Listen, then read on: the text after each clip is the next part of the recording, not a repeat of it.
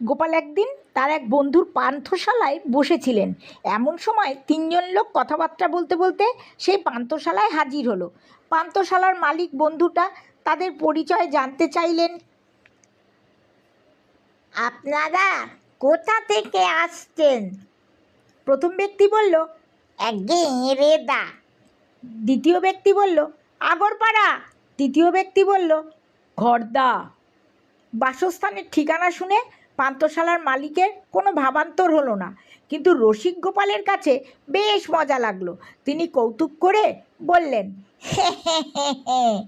ভাগ্যিস মাঝখানে আগর ছিল, তা না হলে এরে গরু এসে সব খড় খেয়ে সাবার করে দিত। ভাগ্যক্রমে বাঁচা গেছে। গোপালের রসিকতায় উপস্থিত সবাই